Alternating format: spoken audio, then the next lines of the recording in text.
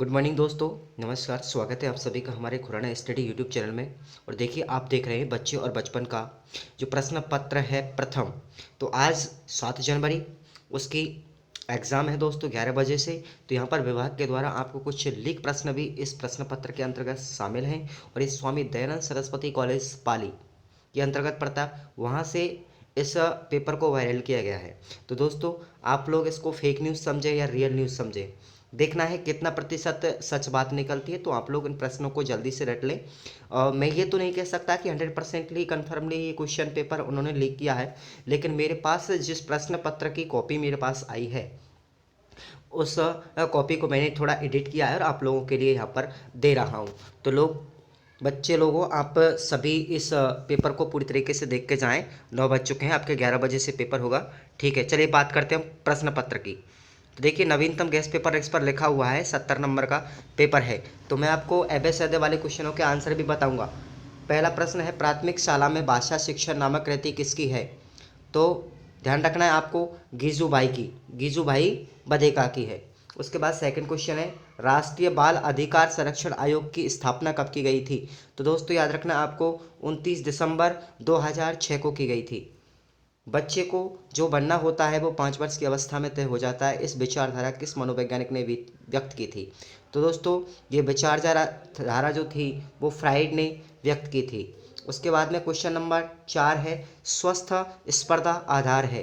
तो दोस्तों, स्वस्थ स्पर्धा जो आधार है वो है हमारी आक्रामकता का, आक्रामकता का। ठीक है, अब गाइस बात करते हैं हम क्वेश्चन नंबर 5 में की, विशेष ग्रह क्या है? तो दोस्तों, विशेष ग्रह वो होते हैं जो वो किशोर किशोरियों के माध्यम से किए गए अपराधों को कानूनी दंड देने के लिए बनाए गए घर, है ना, जो कैद खाने होते हैं उनको विशेष गृह कहा जाता है।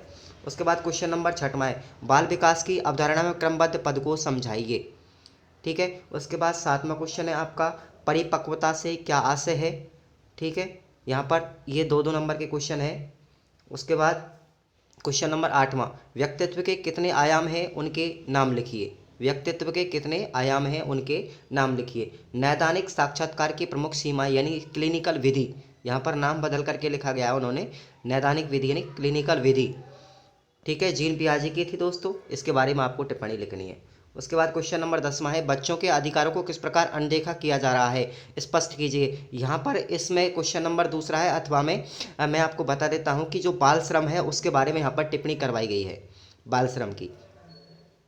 ठीक है, क्वेश्चन नंबर 11 बच्चों के अधिकारों, अच्छा 11वां है, बच्चे की छवि के संदर्भ में मुख्य बिंदु कौन कौन से हैं? बच्चे के छवि के संदर्भ में मुख्य बिंदु कौन कौन से हैं? क्वेश्चन नंबर 12वां है, बालक के विकास में आनुवंशिकता एवं परिवेश के प्रभाव को स्पष्ट कीजिए। उसके बाद एरिक्सन के सिद्धांत का मूल्यांकन करना है, और एरिक्सन का सिद्धांत तो दोस्तों आता ही है, बहुत बड़ा क्वेश्चन है, कोई दिक्कत नहीं है। क्वेश्चन नंबर 14वां है, सामाजिकरण की व्यक्तित्व के विकास में क्या भूमिका है? सामाजिकरण की व्यक्तित्व के विकास में क्या भूमिका है? उसके बाद क्वेश्चन नंबर 15वां, क्लिनिकल विधि क्या है? तो यहाँ पर देखिए, वहाँ पर सीमाएं पूछी गई थी नैदानिक साक्षात्कार की, और यहाँ पर क्लिनिकल विधि ही पूछी गई है। तो थोड़ा सा टफ लगता है बच्चों को, उल्टा सीधा सा। और क्वेश्चन नंबर 16 है, गामक विकास से आपका क्या तात्पर्य है? गामक विकास से क्या आशय है? क्वेश्चन नंबर 17 है, प्रमुख बाल अधिकारों की विवेचना कीजिए। प्रमुख बाल अधिकारों की विवेचना कीजिए।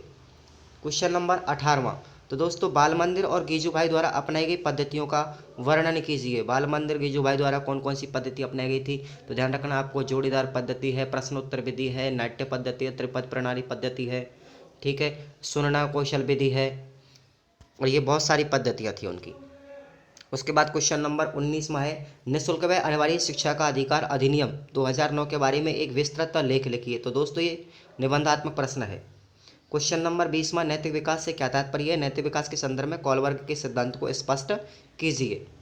क्वेश्चन नंबर 21वां लास्ट है दोस्तों, यहाँ पर कि सामाजिकरण की प्रक्रिया का वर्णन करते हुए इनको प्रभावित करने वाले कारकों को समझाइए। तो मैंने आपको ये वायरल हुआ पेपर है, कुछ मैंने आपको एडिट करके यहाँ पर डाला है। तो आप लोग इस चीज़ से भ्रमित भी ना हो कि भाई पूरी तरीके से सही हो, लेकिन आप इनमें से कुछ प्रश्न शामिल किए गए हैं विभाग के द्वारा, उन्होंने मुझे बताया है। तो ये मुझे ईमेल के माध्यम से मिला था और मैंने आपको इसे यूट्यूब चैनल पर ड्रॉप किया है। तो आप लोग यहाँ से पढ़ के जाएंगे, तो हो सकता है आपको 2 4 5 क्वेश्चन फंसने को मिले, आपकी पासिंग मार्क्स हो सकती है। मैं पूरी तरीके से तो नहीं कह सकता। ठीक है गाइस, धन्यवाद।